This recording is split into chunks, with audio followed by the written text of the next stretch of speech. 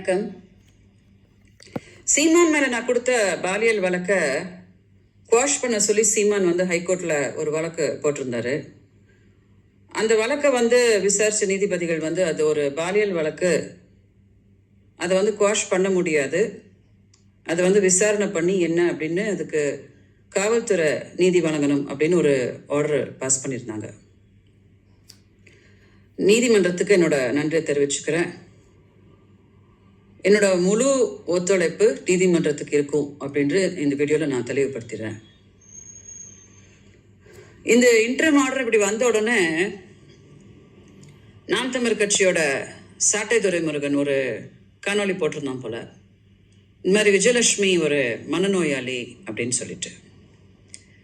நாம் தமிழர் கட்சியில யாராவது சோறு திங்கிறவங்க இருந்தா, அதாவது சோறு அப்படின்னு திங்கிறவங்க இருந்தா, இந்த கேவல பிடிச்ச கேஸ்ல சீமானுக்கு யாருமே வக்காலத்து வாங்க மாட்டாங்க.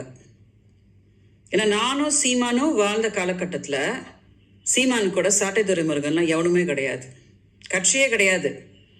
என்ன ஆச்சு அப்படின்றது எனக்கும் சீமானுக்கும் மட்டும்தான் தெரியும். ஸோ இன்னைக்கு நீ என்னை மனநோயாளின்னு சொல்லிக்கிறியோ, நீ என்னை பைத்தியம்னு சொல்லிக்கிறியோ, எனக்கு எந்த பிரச்சனையும் இல்லடா சாட்டை துரைமுருகன். நீ எல்லாம் பண்ற பாத்தியா கொழுப்பு, அதுக்கு சீமான் அடிக்கிற அடிக்கு நீங்கெல்லாம் காணாமலே போயிடுவீங்க. இதே மாதிரிதான் சீமானுக்கு வக்காலத்து வாங்கின நிறைய பேர் நாம் தமிழர் கட்சியில் இன்னைக்கு கட்சி விட்டே ஓடியே போயிட்டாங்க.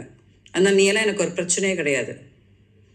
இது ஒரு நேர்மையான கேஸு, எல்லாத்தையுமே நான் நேர்மையாக தான் சொல்லியிருக்கேன், எல்லாத்துக்கும் ப்ரூஃப் சப்மிட் பண்ணியிருக்கேன். காவல்துறை இதை நேர்மையாக விசாரிச்சுட்டு இருக்கிறாங்க. என்னன்றத நீதிமன்றம் எனக்கு நீதி கொடுக்கும். ஏன்னா சீமானை காப்பாற்ற வேண்டிய அவசியமே எனக்கு கிடையாது. நீங்களாம் இருக்கீங்க இல்லையா, கொழுப்பு பொச்சுன்னு நீங்களாம் கூட இருக்கிறீங்க இல்லையா, நீங்களே காப்பாற்றிக்கோங்க. மீடியாவுக்கு தெரியப்படுத்திடுறேன், இந்த கேஸு ப்ரூவ் ஆகும்போது அது எனக்கு தான் சாதகமாக அமைய போகுது.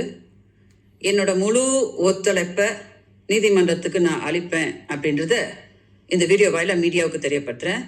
தயவு செஞ்சு இதை டெலிகாஸ்ட் பண்ணுங்கள், ஏன்னா மக்களுக்கும் இந்த விஷயம் ரீச் ஆகணும். வணக்கம்.